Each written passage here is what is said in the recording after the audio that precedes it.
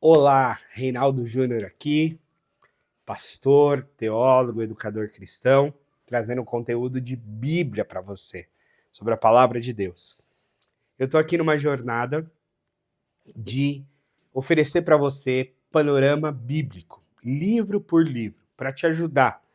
A série é Como Ler a Bíblia livro por livro, baseada e inspirada no livro do Gordon Fee, que é um hermeneuta, um teólogo muito interessante para você aprofundar o conteúdo se você quiser. Não se esqueça de curtir, comentar, compartilhar, interagir com esse vídeo para você treinar o seu algoritmo a te oferecer mais conteúdos deste nível, deste tema. Bom, bora lá. Segunda Reis. Por óbvio, continuação direta de Primeira Reis. Primeiro livro dos reis. Relata a história de ambos os reinos. Porque em Primeira Reis há um momento em que os reinos se dividiram em Israel. De que reino a gente está falando? De Israel. Ficou o reino do norte, Israel, e o reino do sul, Judá. Abrange cerca de 300 anos até o exílio na Babilônia. Um período duro na vida do povo de Israel. E há uma ênfase em fidelidade à aliança e ministério profético. Como é que está a estrutura dele? A gente dividiu aqui entre duas partes só. Do 1 ao 17, basicamente a queda do reino do norte, de Israel ao norte. E do 18 ao 25 é a queda do reino do sul, de Judá, intercalando com os ministérios de Eliseu, de Isaías e de outros profetas. Há muitos profetas nesse tempo de crise aqui. Bom, a transição de Elias para Eliseu. Elias foi um grande profeta, Eliseu foi o seu discípulo sucessor. Elias é levado ao céu em uma carruagem de fogo, logo no capítulo 2, no comecinho do livro. E Eliseu assume o manto profético com milagres poderosos. Ele dá sequência no ministério de Elias.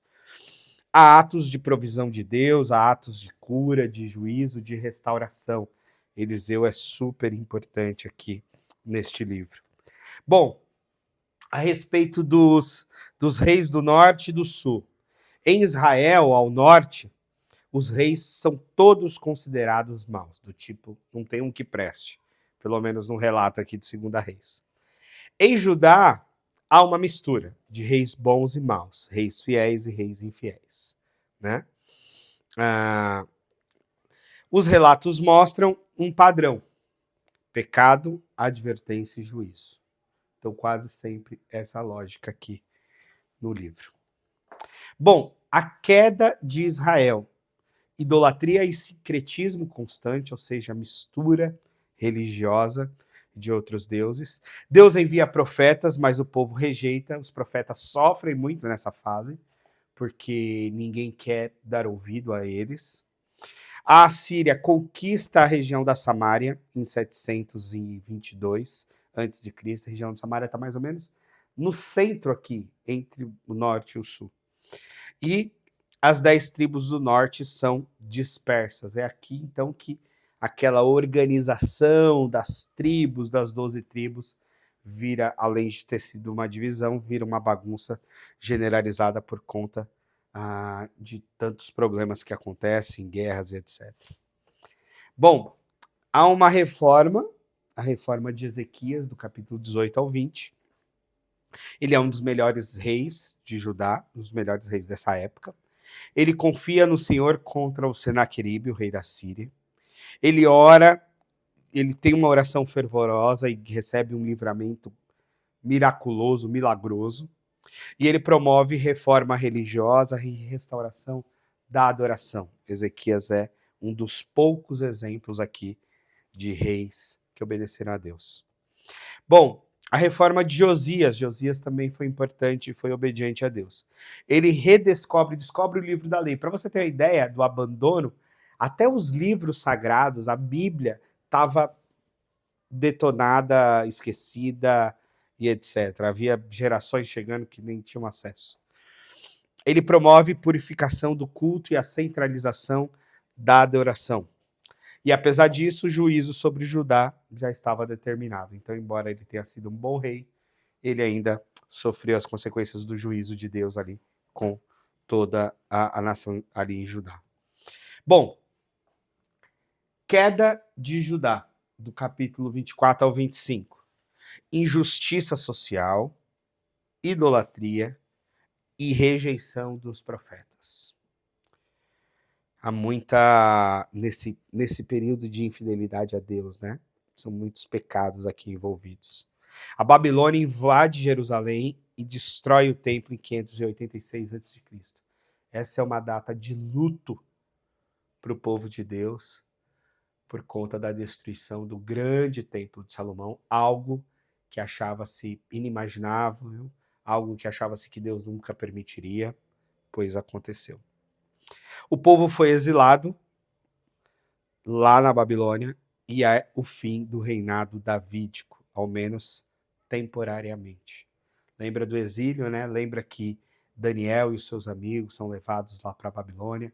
Está tudo nesse contexto aqui. O livro termina com uma esperança sutil e de Joaquim sendo libertado. É Joaquim aqui, tá bom? Tem um errinho aí de sendo libertado. Bom, temas teológicos centrais. Deus é justo em julgar e é misericordioso em avisar. Deus age com misericórdia, avisa muitas vezes. O ministério profético é uma voz da aliança de Deus com o seu povo. Devemos estar atentos à voz dos profetas que Deus levanta, porque isso marca a aliança, o compromisso de Deus com as pessoas. A história aponta para a necessidade de um rei fiel e eterno. A gente vai ver isso em Jesus. E o exílio não é o fim.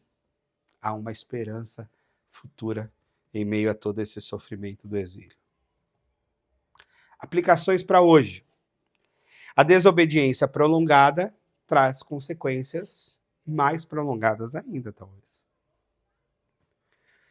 Deus sempre oferece advertências antes do juízo.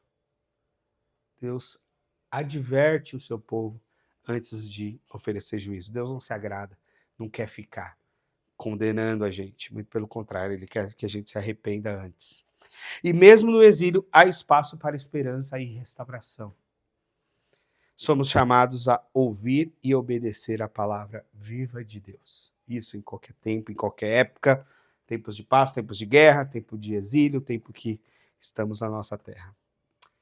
Muito obrigado, que Deus te abençoe. Não esquece de compartilhar esse vídeo com seus amigos e fica com a gente que já já tem mais vídeo, como ler a Bíblia, livro por livro, tá bom? Um abraço.